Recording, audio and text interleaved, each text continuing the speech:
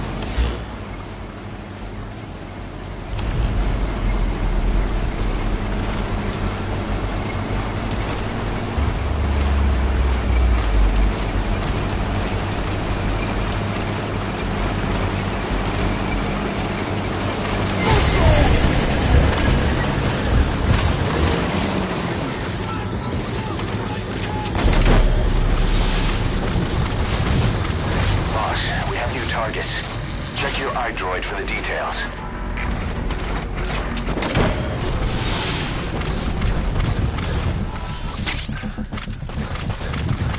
Subject on board. Leave the rest to us.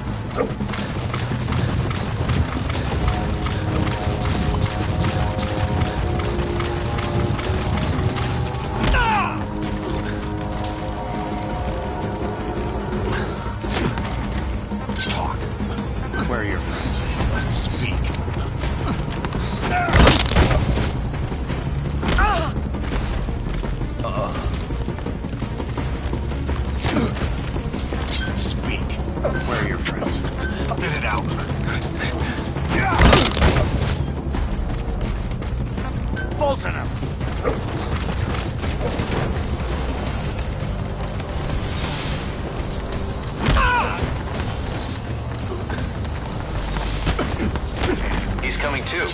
Roger that. Where are the others? Where are the others?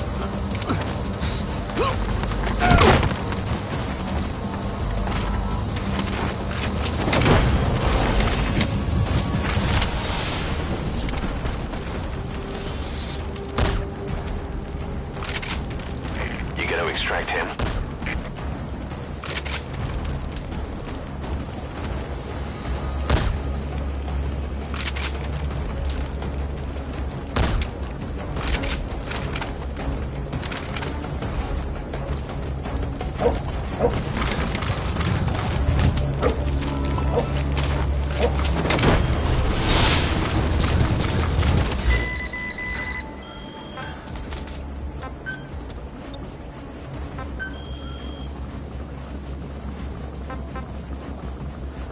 That's an enemy gunship. Don't try to take down a gunship from the front. You won't win in a head-to-head shootout. Try to get behind it and take it down with missiles.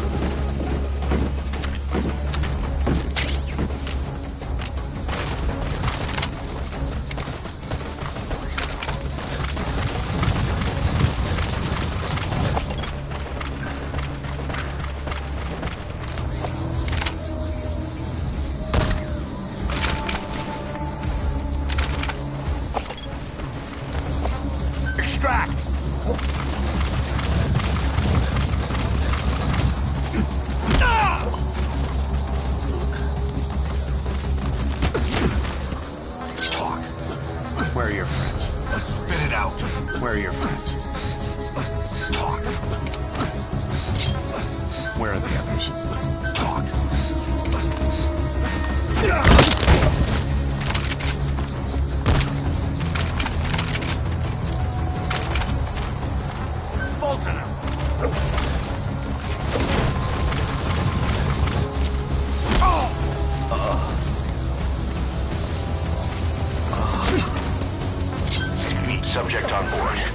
leave the rest to us.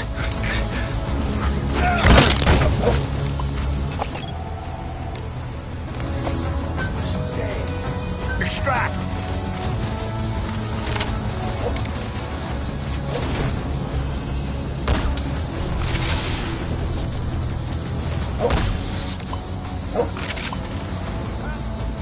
He's coming too. Roger that.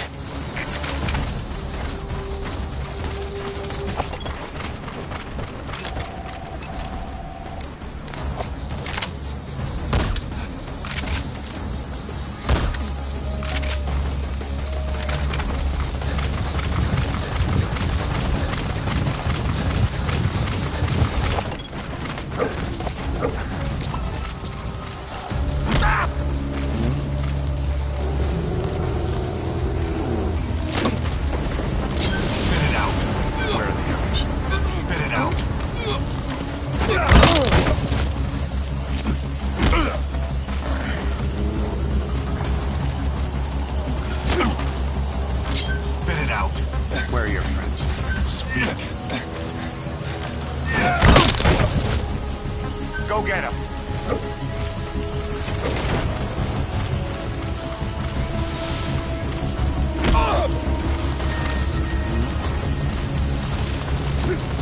You gotta extract him. Where are the others?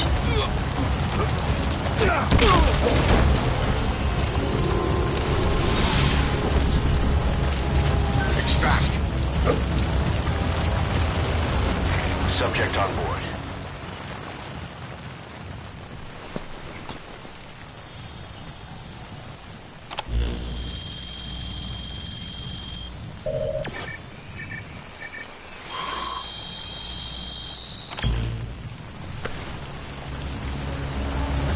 iDroid information updated. Go get him.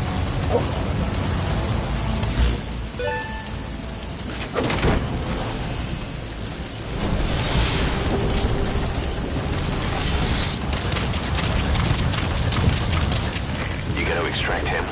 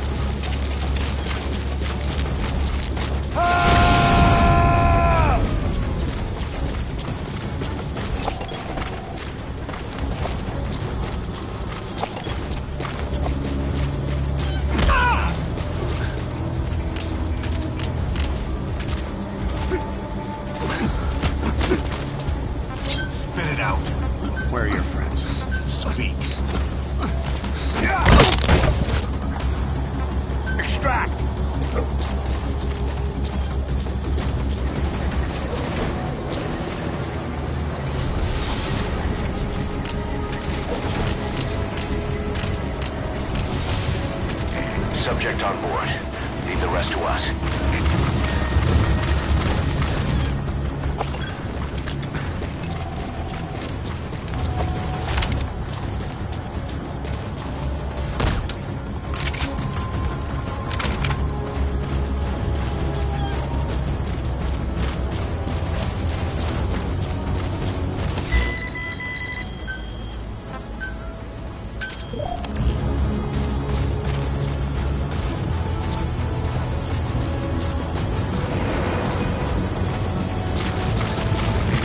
Get down.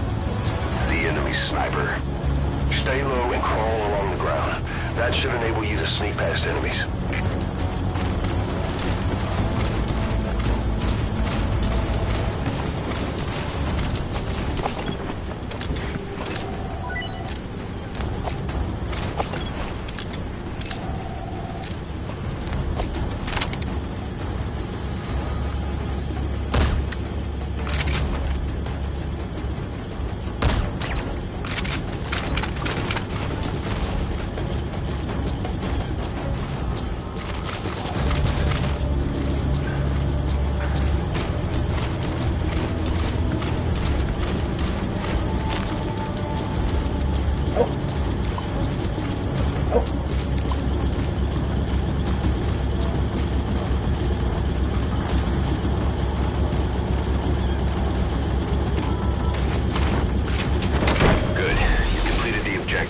Now get out of there.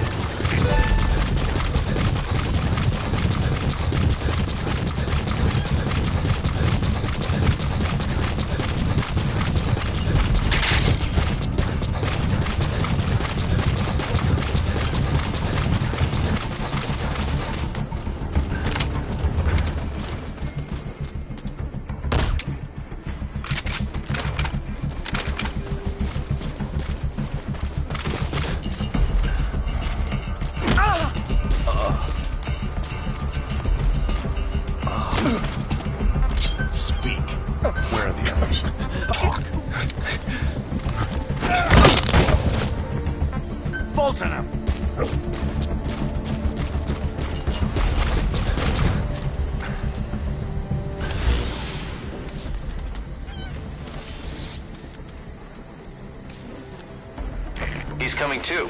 Roger that.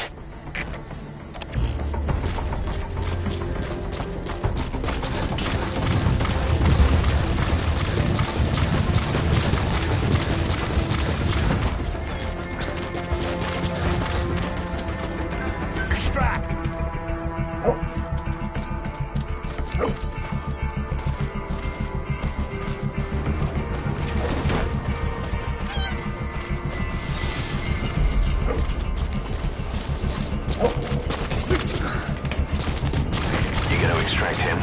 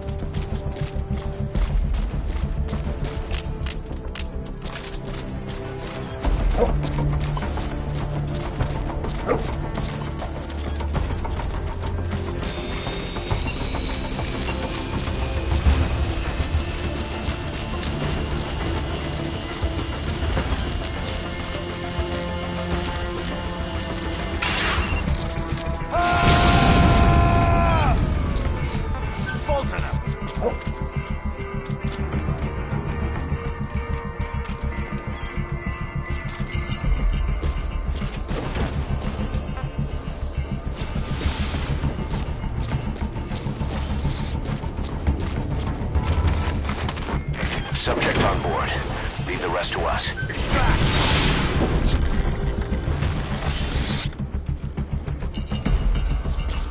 Fulton him! Extract!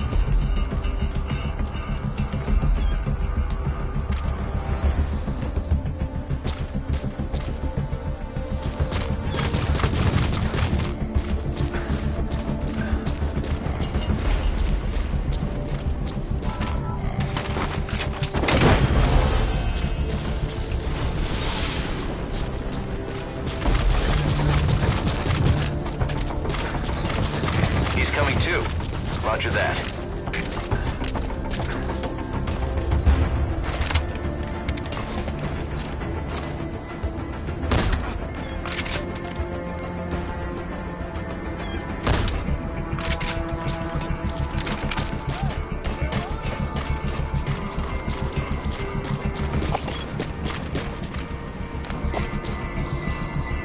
Fulton him!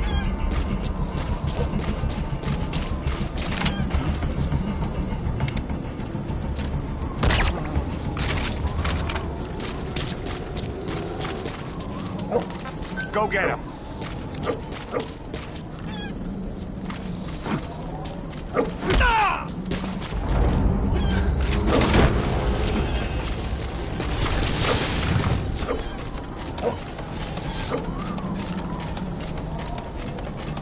Subject on board.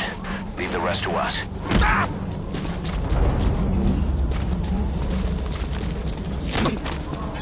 Talk. Where are your friends? Spit it out.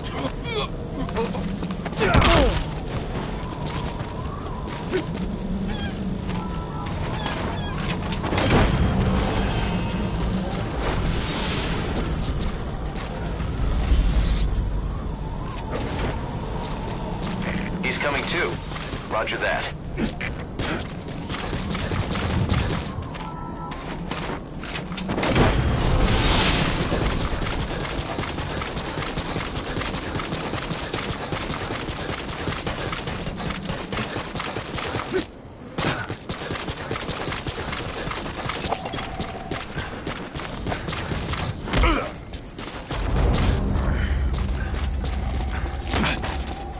Speak. Where are the others? Spit it out.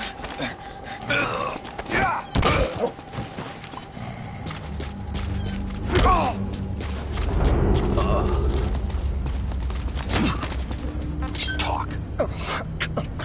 Spit it out. Fulton him.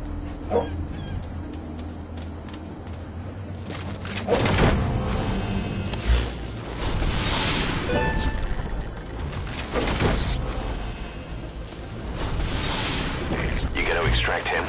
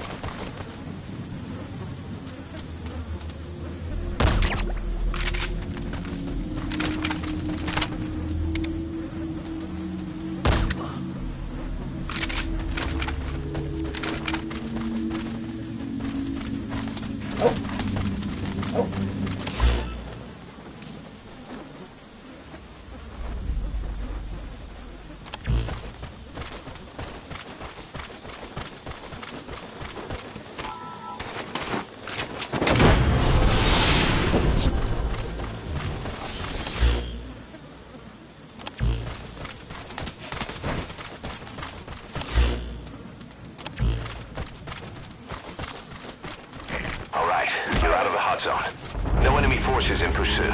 Mission complete.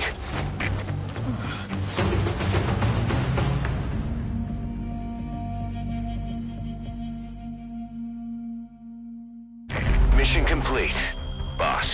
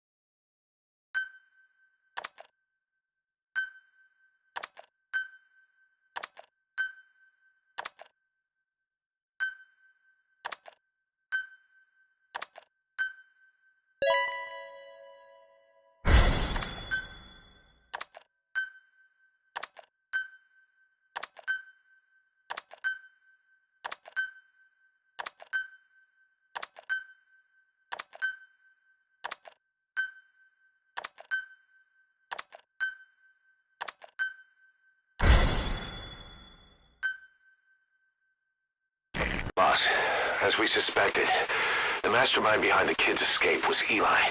It's hard to believe, but apparently he'd been plotting an armed uprising against us. He could be hiding something else too. Ocelot's gonna press him for answers. Get back here as quick as you can.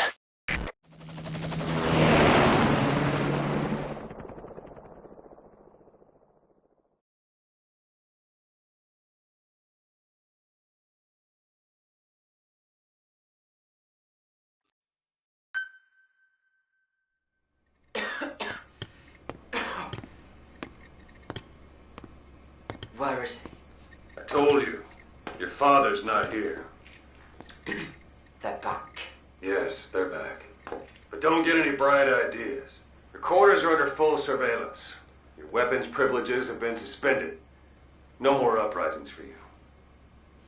Did you really think it would be that easy, Commander?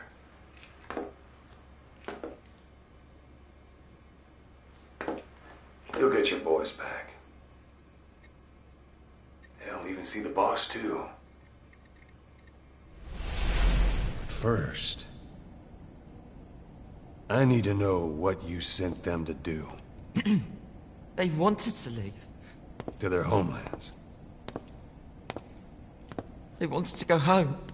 That's all. So they were just homesick then? Not quite. Military warlords, PFs, the armies that murdered their families. Cousins, brothers, parents. They all had someone they wanted to kill.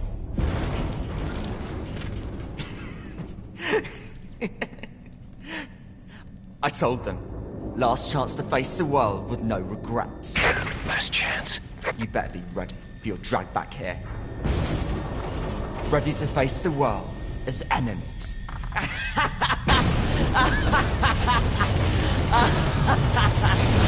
No!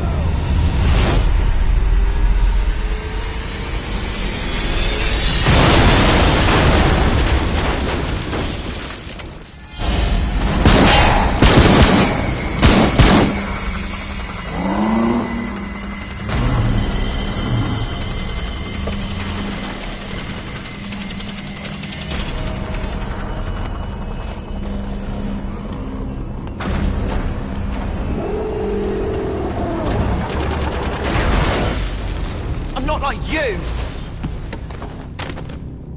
Goodbye, Father. I don't need you anymore.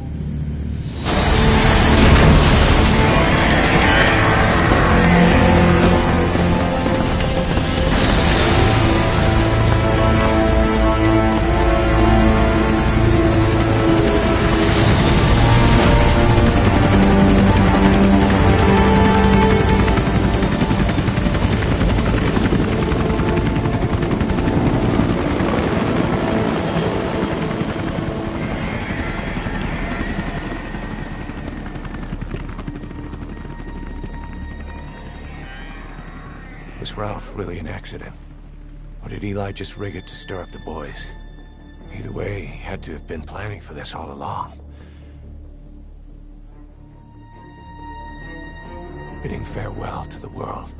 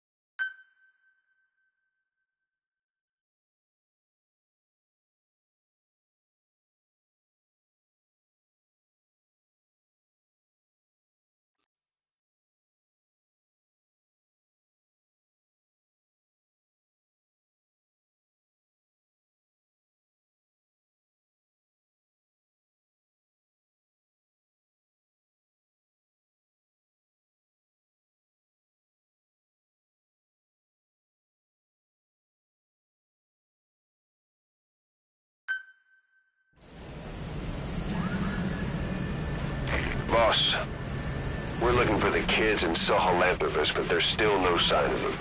We don't know if the chopper pilot is alive either. What have we gone and put in the hands of those kids? We don't know how bad this is until we find them. Also, regarding our concerns about Eli, I finished looking into whether or not he's a product of that project. I have an answer. I put it on tape. Give it a listen.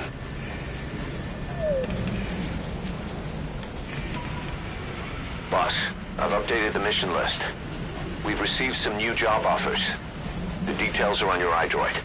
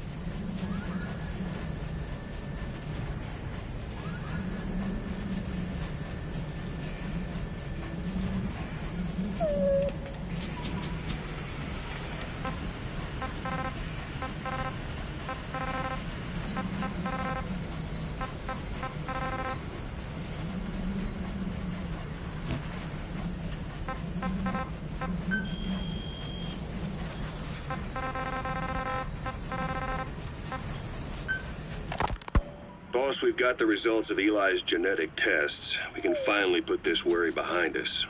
We used the PCR technique and conducted DNA fingerprinting of the copied DNA sequences. Neither is mainstream science yet, but the concepts and procedures are sound. Both tests say there is 0% chance that the two of you are blood relatives, meaning the results are negative. He's not your son, nor is he your clone. He's just another person. It was 12 years ago that Zero made plans to clone you. Eli's age and appearance certainly are a good fit. I admit the first time I saw him I did a double take, but it looks like we were worried for nothing. Eli isn't your clone, though you might still have one somewhere out there. But if Eli isn't the boss's clone, why does he seem so obsessed with him? Not to mention having one hell of an attitude for his age. I don't know. Learning the truth about himself, cursing the fact he's a clone, bearing a grudge against selfish adults, and coming to hate who he was cloned from. Big boss. If that were really the case, I could understand it. I might even feel a bit sorry for him. But no clone could have a totally different DNA fingerprint. And the tests left no room for error. You yourself were there when we drew Eli's blood sample. Come to think of it, when we went to OKB-0, he'd snuck onto a chopper and was there. Yeah. He was acting strange even then. Or actually from a little before that time. That was exactly when we began these tests. Maybe he suspected something when we drew the sample, not knowing what we were doing to him, and becoming mistrustful of us. Hard to say. Eli's had an attitude problem from day one. So what is he then? Well, if he's going to tell us that himself, we'll need to get him to open up more first.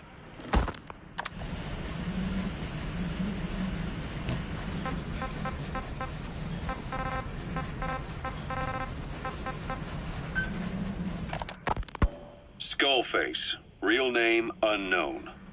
Born in Hungary, more specifically northern Transylvania, after it reverted to Hungary from Romania. While he was young, the country allied with Germany as part of the Axis powers, but later during the war, it came under Soviet occupation. The Hungarians struggled for independence, but the Soviets came down. Hard. Just like he said, time and again the country was ruled by a foreign tongue. When he was a young boy, he lost his native language, the bedrock for any developing child. His country, his family, his face, his identity, everything was stolen from him. All he had left was his skull. Skullface first tried his hand at espionage during all the chaos from the war. Agents, military officials, and soldiers who operated out of Hungary during the war vanished over the course of several months. This Soviet spy hunt rocked the counter-intel world. Mysterious fatal illnesses, accidental deaths, drownings, people having strokes behind closed doors. Just like Stalin, no one knew who was behind it. But all you need to do was look for who had the motive. They were all taken out by a man without a face. And now we've got an idea of how he did it too. He'd gotten revenge for his people, but he wasn't finished.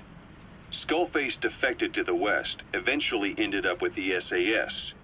That's where he met Zero. It's possible he began planning this whole thing back then. It's hard to say.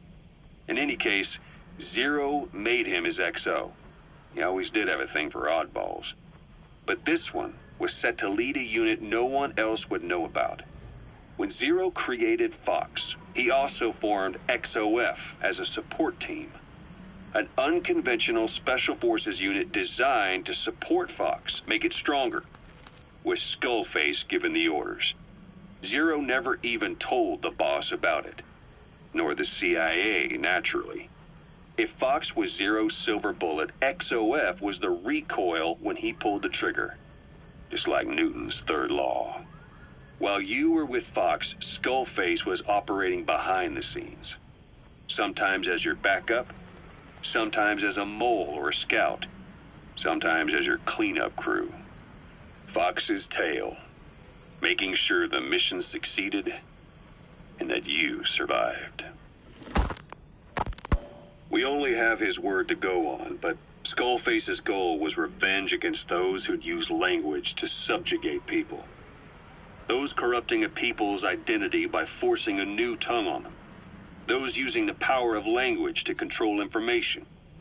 Naturally, that set his sights on Zero. To Zero, English was simply the most convenient code. But to Skullface, English was a parasite. And by eradicating it, he'd stop the world from being eaten away.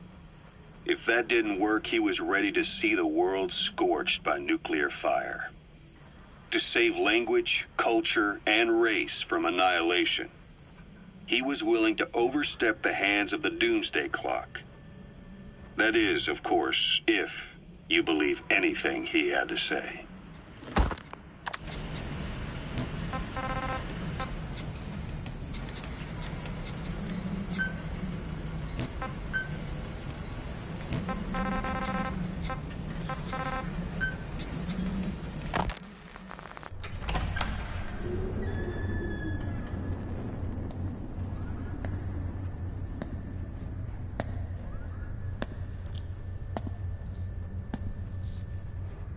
Ya'at-e.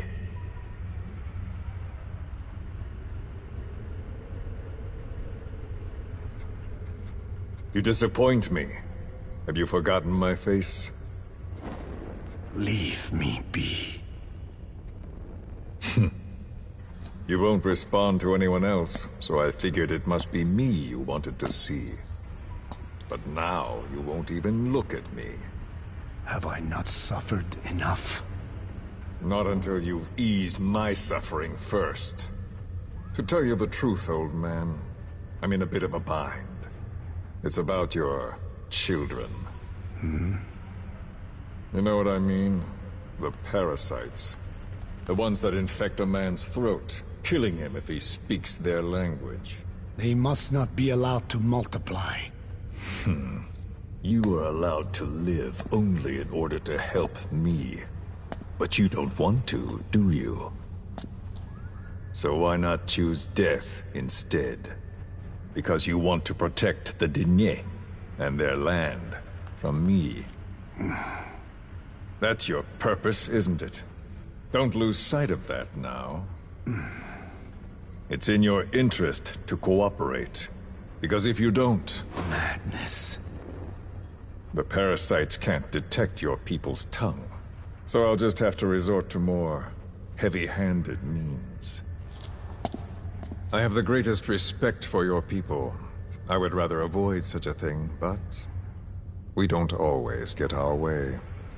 I was born a tiny mote in a mighty tempest, and until those winds abate, all I can choose is how to act when they blow me this way or that. Tell me, Code Talker, what happens to a man infected with a pair of your parasites? Can they be removed? Can the full-blown symptoms be prevented? It is impossible to remove the parasites alone. They have too close an affinity with humans. Then how do you stop the symptoms from developing? All right. I was hoping for an answer now, but perhaps you just need a little more time. I'll be back soon. I've set up shop, not far from here. We'll be seeing a lot more of each other. If you're close by, then it is almost complete. We're in the final phases. All that's left is to see if I can actually disable a nuke, with the help of your metallic archaea.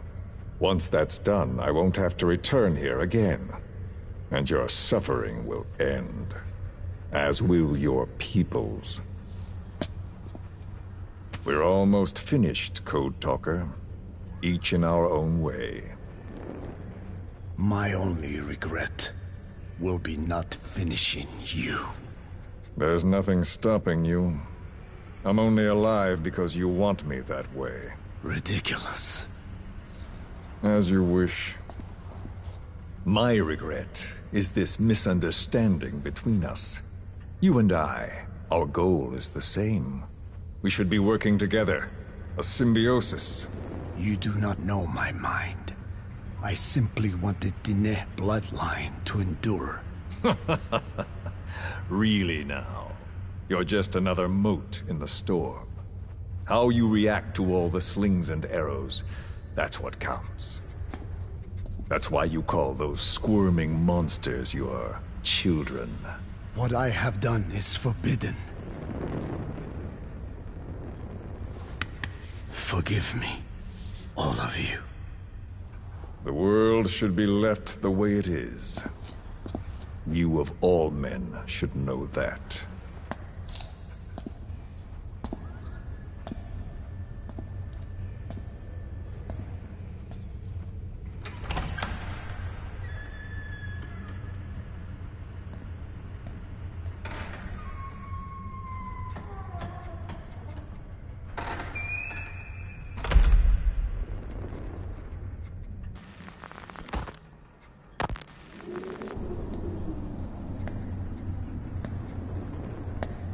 Forgive me, but my schedule has changed. The time for grace and good manners has now run out. Please. Torture will not work on me. Surely you know this. Oh, I have no intention of getting rough with you. You haven't been beaten. Your hands aren't even tied. Just like me, you live in symbiosis with countless parasites. What wounds I might inflict, they'll patch right up. You might feel considerable pain, but I've no doubt you can withstand it. Then what do you plan on doing? I have a soldier standing outside.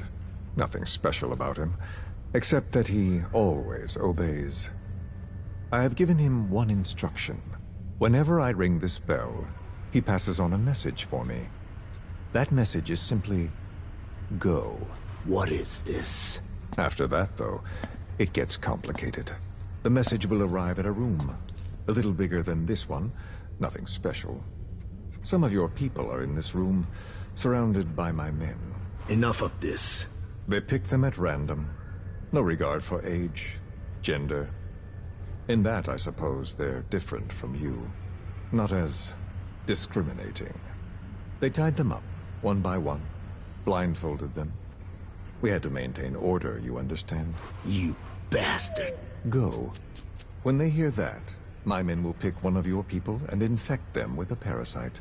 Your parasite. It won't work on my people. True. The vocal cord parasite doesn't respond to your language. But what about English? An English strain. It exists. A ring of this bell, and they infect one person. If that person abandons the Navajo language, the English strain will trigger symptoms. You monster! So, it's quite simple. Every time I ring the bell, another of your people is infected. Don't do this! I don't want to do this. I'd rather not have to ring the bell, which is why I'm hoping you will talk to me. What do you want? What else could you possibly want? You know the answer to that. How to prevent the symptoms caused by the parasite. You cannot control it like some slave. Forget the idea. Forget it? Unlikely. I will never tell you. What have you done? You made me do that. You black-hearted... Settle down. Don't use it again. Well, that is up to you. All you need to do is tell me what I want. How to prevent the vocal cord parasite symptoms. Why? Why do you need to know? The adult soldiers at Amasa are all dead. What? The parasite traveled downstream. How? It would appear that he was involved. Another demon who woke up from 9 years of slumber. As a result, The vocal cord parasite spread through the village. I told you this would happen. It was an unfortunate accident. He is becoming an annoyance. He may stumble upon the truth sooner or later, but I suppose that is really of no consequence. One day, he too will pay for what he has done. Black Anna. The real demon is you. You know, this incident made me realize something. You are right. I should have acted with more humility. These creatures cannot be controlled. All the more reason I require a means to stop them. There is no such way. Oh, really? Wait! Don't ring it again. It is up to you. Out with it! I see now. There must be more to it than that. What? They are in you. You use this land to breed more of my children. And not just here. No. In pursuit of your ethnic cleansers. You sifted through many language strains. Finding hosts. Breeding more and more. You would have been infected in the process. Infected with countless strains. Most likely your mother tongues as well. Romania, northern Transylvania. You found that one too. Yes, the Hungarian strain. That responds to the CK's dialect. Silence! Black Anna. It is you who shall pay.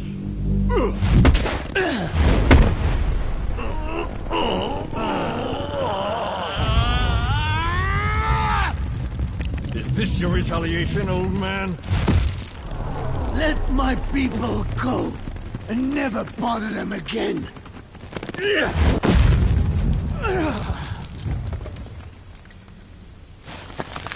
You heard me.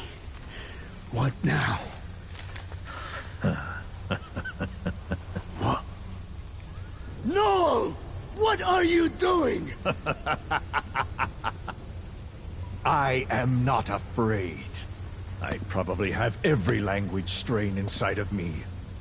Meaning all the world's languages are already lost to me. But that suits me fine. If need be, I myself can produce whatever strain is needed. And that means nothing to you. If you are infected, you can never again speak your mother tongue. Otherwise you will die. As will every one of your countrymen. A few words here and there won't trigger the symptoms. And besides, the time is not yet right to show this face in my homeland. Not until my revenge is complete. Now... Stop! We're out of time. I have to get going. Well... No!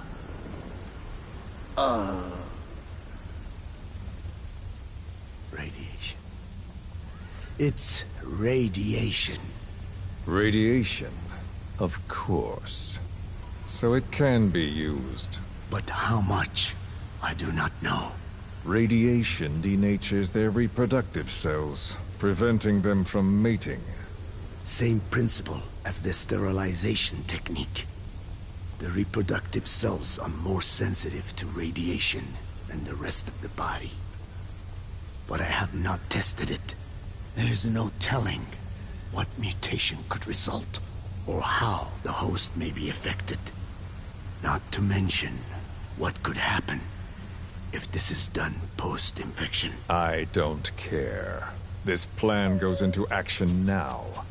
As long as it works, the details can wait. You wouldn't be lying to me, of course, old man. I can guarantee nothing. I owe you my life. My body has been burned on countless occasions, but it survives, thanks to your children. That is why I trust you.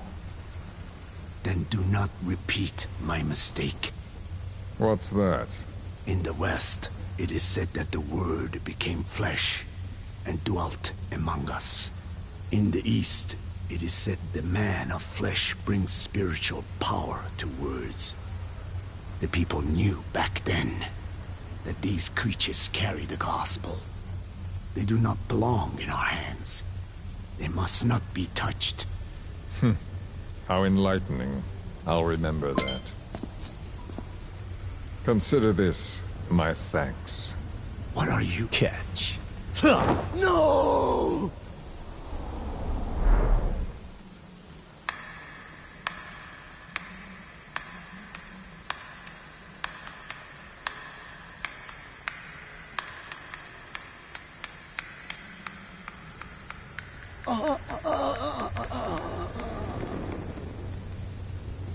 Well then, I'm afraid it really is goodbye this time, Code Talker.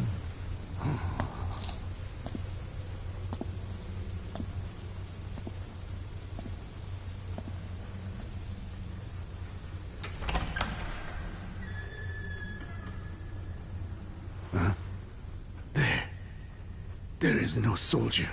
Huh. Now where did he run off to? Guess he wasn't as obedient as I thought. There never was any soldier. So long. You! How dare you!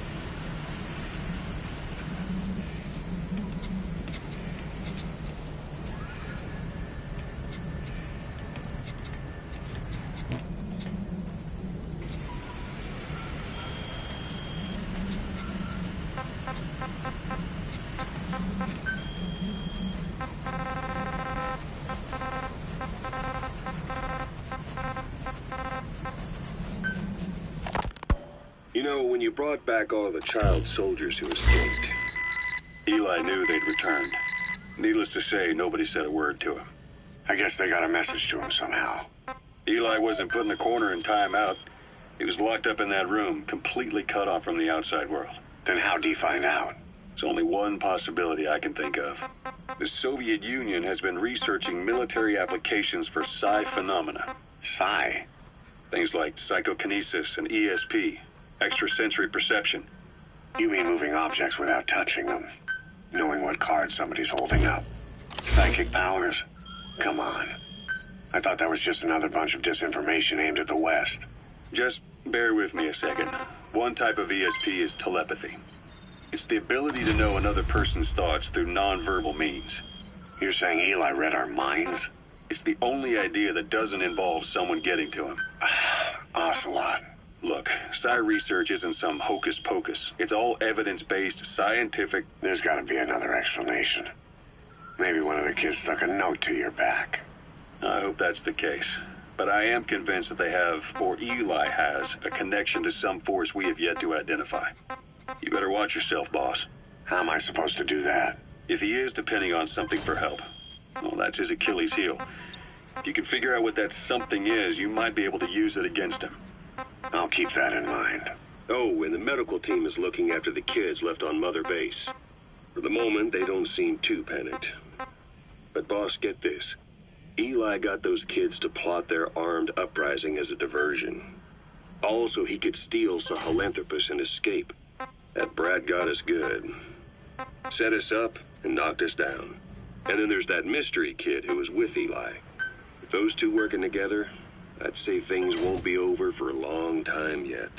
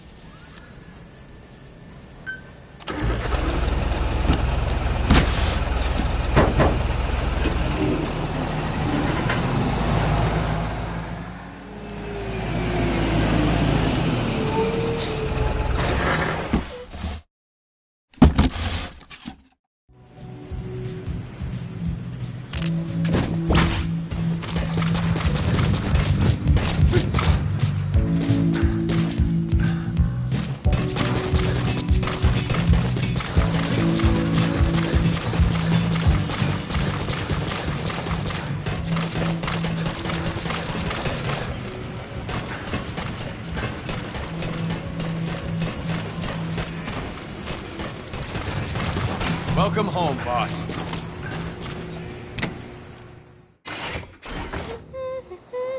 Oh, Snake!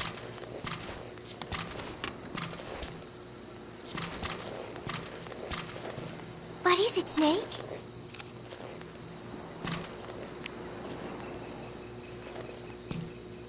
One of the group birthday parties.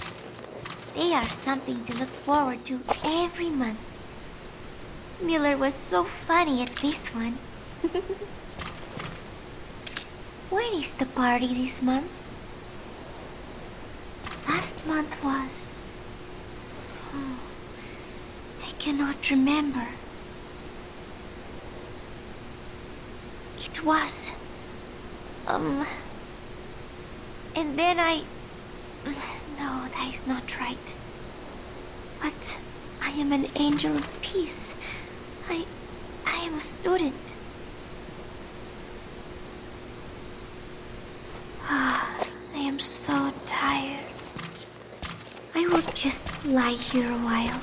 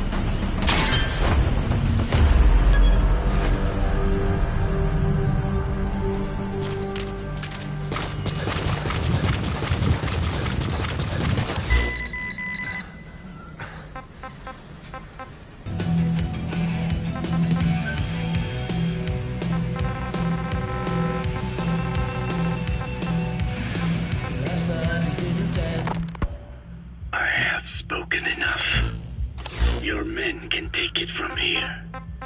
Will you permit me to rest? Have something to eat? I thought you don't eat. I can subsist without food.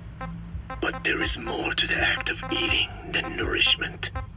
We receive nature's blessings and reaffirm our part in it. And in doing so, we express our gratitude. Sorry, it's, hearing you say you don't need to eat and that you're a part of nature in the same breath. Anyway, what can we get you? Not exactly a 5-star restaurant, but the kitchen's used to serving a lot of different appetites. Hamburgers. Hamburgers?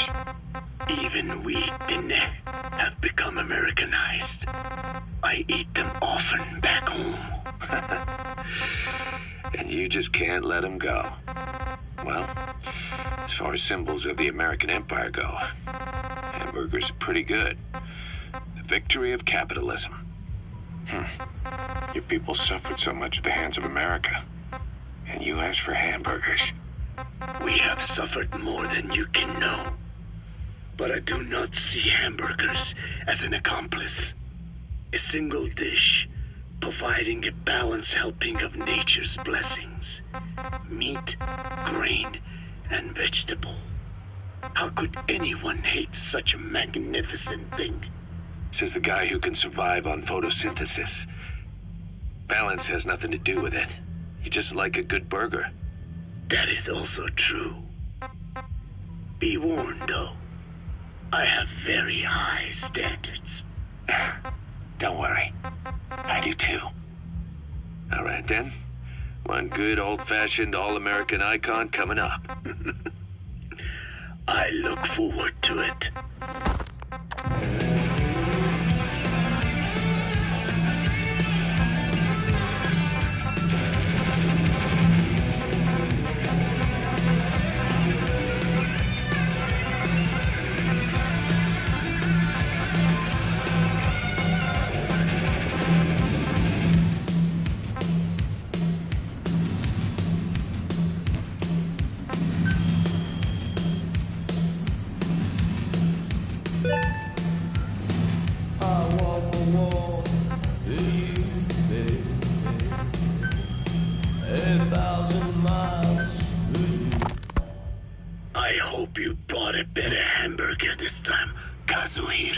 Right.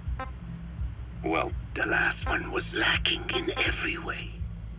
The patty was too thin, the bun too dry, and the lettuce days old at best. Hey, that was 100% all-beef patty, and no shortening in the bun either. Nature's blessings, unadulterated, in hamburger form. Is that it? But when taste falls short, so does our gratitude to nature.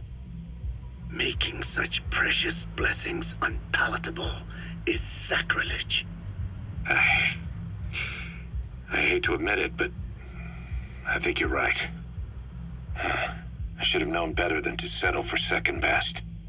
That's why I had him run some more R&D, develop a new burger. In fact, one of our researchers just dropped by with the latest results. Here it is. See how you like this? We shall see indeed.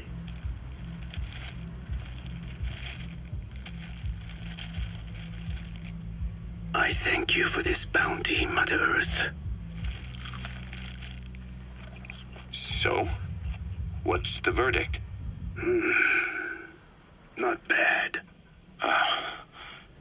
And? But it does not hold a candle to what I ate back home. Everyone's a critic. Damn it. I was sure the Kobe beef, but maybe we didn't add enough. If we add any more, we're cutting into our profits. Profits? We'll be taking a loss on every unit. What are you talking about? Huh? Oh, anyway, I'll be back with another round of product. I will be waiting. Did you say product?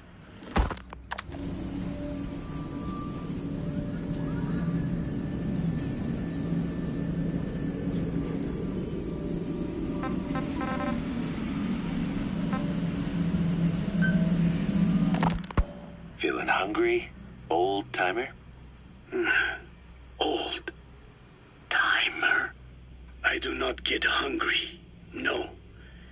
But you have a new hamburger? You guessed it. And this time we used lamb. Lamb? You're not a lamb kind of guy? A hamburger is made of beef. Who ever heard of a hamburger without beef? Yeah, but we gotta stay fresh, stand out from our competition. You're what? Just give it a try. If you say so.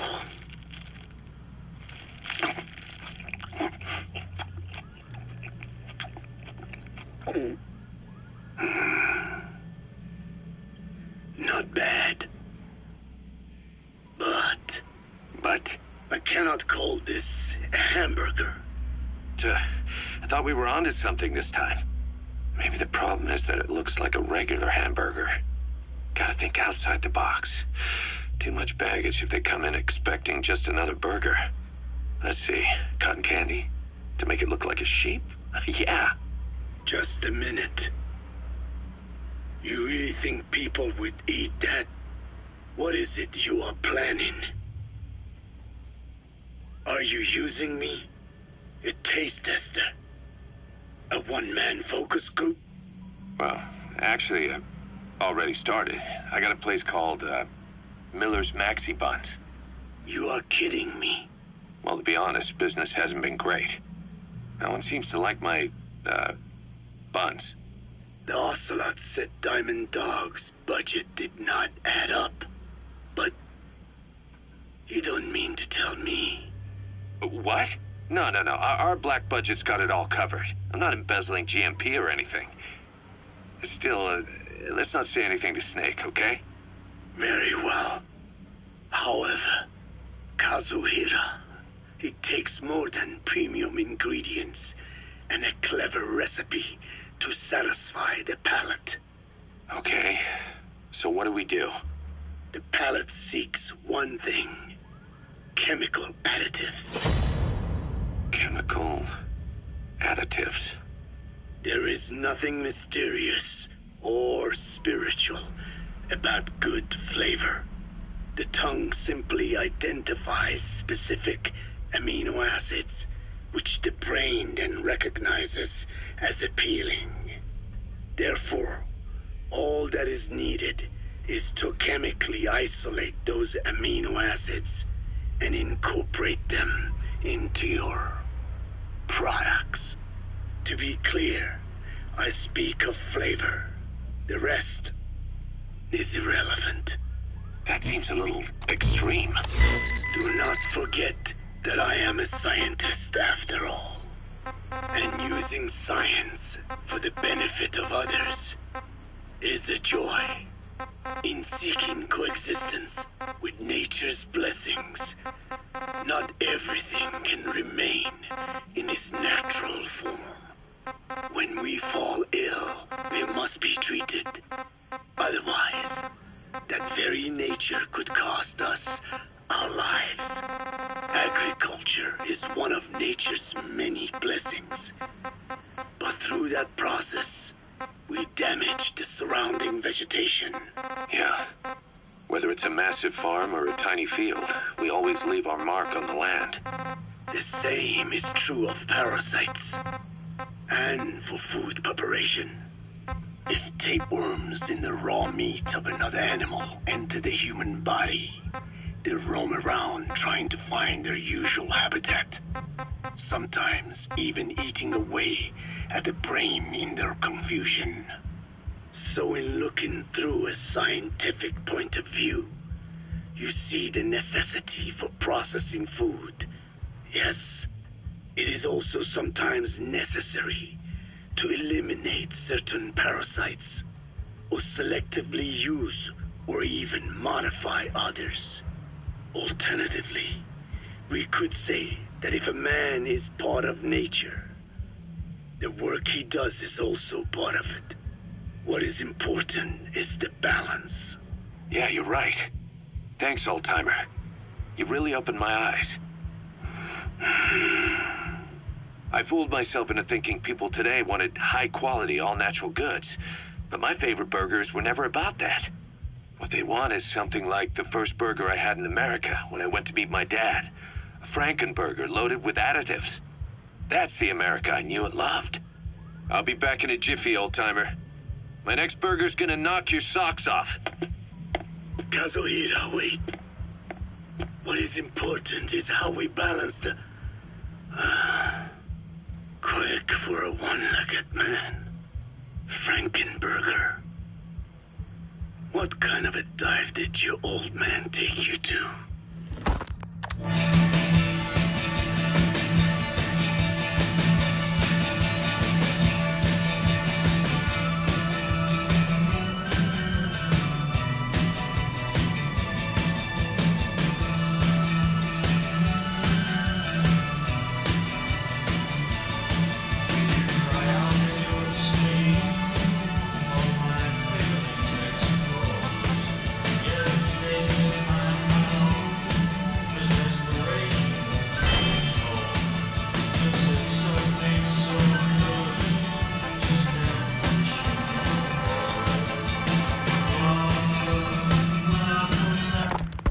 Rise and shine, old-timer. It is complete. I had our best and brightest working overtime, fine-tuning the greatest burger the world has ever known. I call it the chemical burger. What on earth is that color? Now, don't judge a burger by its color. Go on, try it. I am not very hungry. What? Oh, I get it. Now, sure, it's loaded with additives, but each one's been approved by the WHO for human consumption. Come on, one little bite's not gonna kill you. Are you sure of that? Fine.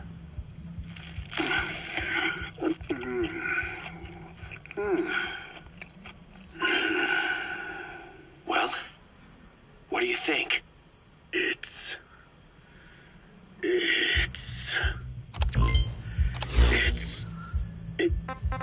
It's perfect. Right? This takes me back to the taste of my youth.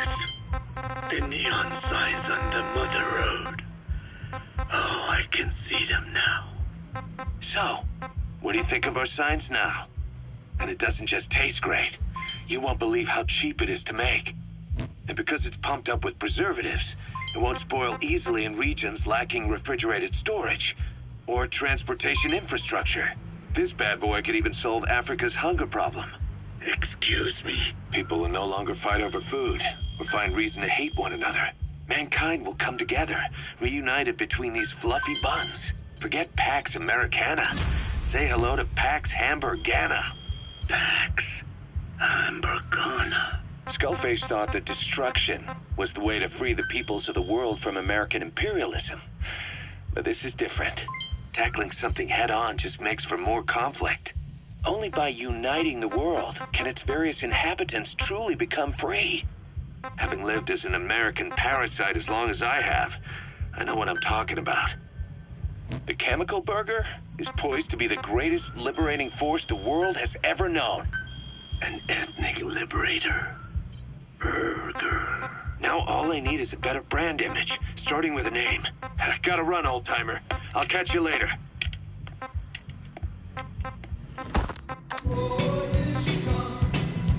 Watch out, boy, she'll chew you up.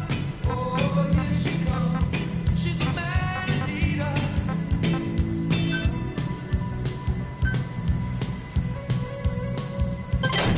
I wouldn't if I were you. I know what she can do. She's deadly, man. She could really rip your world. Mind over matter. The beauty is there, but the beast is in the heart. Oh, here she comes. Watch out, boy, she'll chew you up. Oh, here she comes. She's a man eater. Oh, here she comes. Watch out, boy, she'll chew you up. Oh, here she comes. We finished decoding the informant report. That floating kid we've run into a few times now. Looks like he was a test subject in clinical experiments. The Soviets called him the Third Boy. The Third Boy was brought to a lab on the outskirts of Moscow from Czechoslovakia, after which he was due to be sent to a research center in Leningrad, then Siberia, and finally an academic town in Novosibirsk. It doesn't appear that the researchers witnessed the talents we've seen from him, but nevertheless he was quite the popular subject. His latent cognitive abilities suddenly awoke en route to Moscow. According to the report, the Third Boy was easily influenced by other individuals' biofields. Evil thoughts, in particular. They affected his mind like a virus. Extreme anger or resentment, motives for revenge, in other words. Now, during the transport flight to Moscow, the boy was exposed to a powerful mental energy field coming from a certain individual. Ever since, being conscious of his powers, he's become a sort of energy generator. What's unique about him is the way his acute telepathic abilities get taken over by another person's will. The boy began to physically parasitize individuals experiencing extreme anger and codify the host's desires. This includes amplifying the host's natural strengths.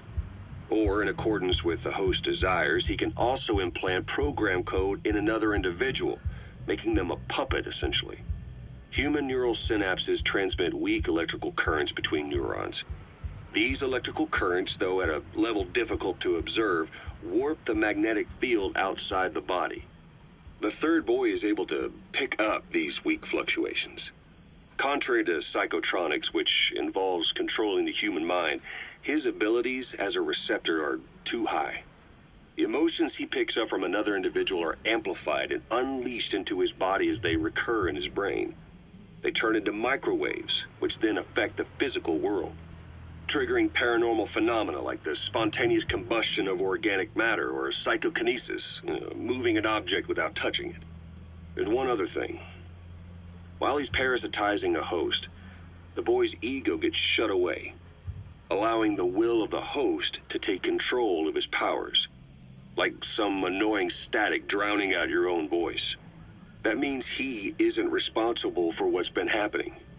Somebody's extreme anger has manifested through the Third Boy's powers in ways none of us could have predicted, which would mean this was going on somewhere around us.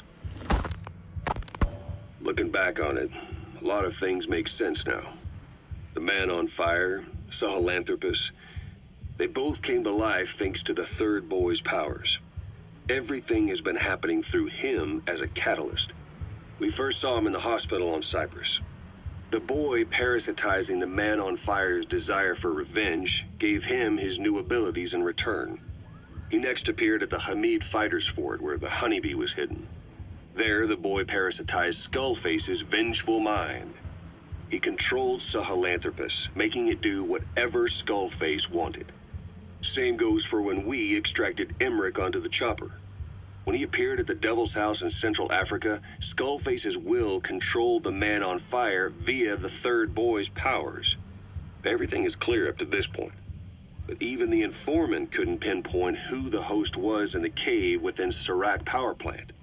Sahelanthropus suddenly became active, then crushed not only the man on fire, but Skullface as well. Surely neither of them could have been the host. Who else was at that location and bore anger more extreme than either of them? Whose will was controlling Sahelanthropus? According to the report, emotions transmitted in children's brains affect the surrounding magnetic field more strongly. Cerebral nerves are covered with insulation called myelin sheaths to increase impulse speed. The reason for this leakage has to do with the fact that children's myelin sheaths are still developing. So, how many children do you remember being there? Children with a burning desire for revenge and bearing a grudge against you. I can think of only one. Eli. We don't know what kind of life he's had, but the resentment he's shown toward adults is nothing short of extraordinary. The Third Boy resonated with Eli's mind. And that means Eli bore the strongest animosity of all individuals within the boy's reception range, estimated to be a 3-mile radius, beating out even Volgan and Skullface. The third boy has probably remained hooked on Eli's anger since. You remember at the Devil's House, the third boy showed an interest in Shabani? That must have been his ego making a rare appearance. He may possess abilities far beyond anyone else in the world, but he's still a kid. Maybe them both being kids was enough to bring them together. And if so, maybe with Eli, he isn't feeding off him, but acting in symbiosis with him. So what kick-started the third boy's powers? If we look at the location and time that his plane went down, we can make a pretty good guess. When the plane experienced the first anomaly, it gave an accurate report of its position to a control tower, due north of the Black Sea, 125 miles east of Kiev. Dead south on the Black Sea is Cyprus's Green Line, so the plane's position was directly north of the hospital where you'd been asleep for 9 years. And this anomaly was reported at exactly the same time that you woke up. The plane was enveloped in flame from the inside out. The fuselage burnt to ashes. There were no survivors, at least not publicly admitted. Your thoughts formed a synchronicity with the boy's psyche and were amplified inside his brain. That would have been more than enough to trigger his abilities. Your rage was like a big bang in his head, blowing the lid off his powers. The boy was then secretly moved to the lab outside of Moscow where Volgin was comatose. There, Volgin's thoughts resonated with the boy and he was awakened. Volgin became the man on fire, hell-bent on getting revenge on you.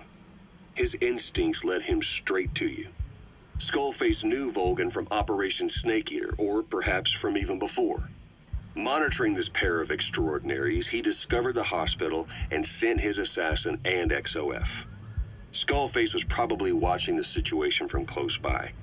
Then, realizing how useful these two test subjects could be, he approached them.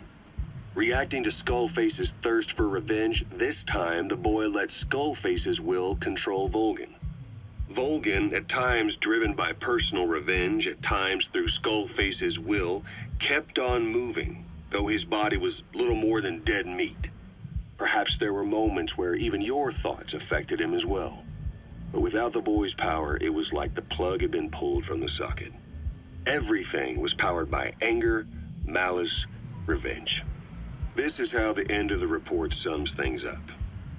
Both the third boy and the man on fire were originally test subjects of paranormal research for military applications, like telekinetically controlling the leader of an enemy nation and making him launch a nuke, or stopping the heart of someone on the wrong side of the Berlin Wall, experimenting with latent human abilities. They were used as tools of the Cold War. The boy's only crime was being born with unique gifts. But he was sacrificed on the altar of war. His life reduced to slavery under other people's wills. Turned into a living weapon with no will of his own. And eventually the only emotion he could feel must have been the desire to get revenge for the hand he'd been dealt. Boss, it's you that awakened the boy's powers. But there's more to it than that. I guess the anger emanating from you was something he could truly relate to. Hush, hush, I knew I to shine, shine.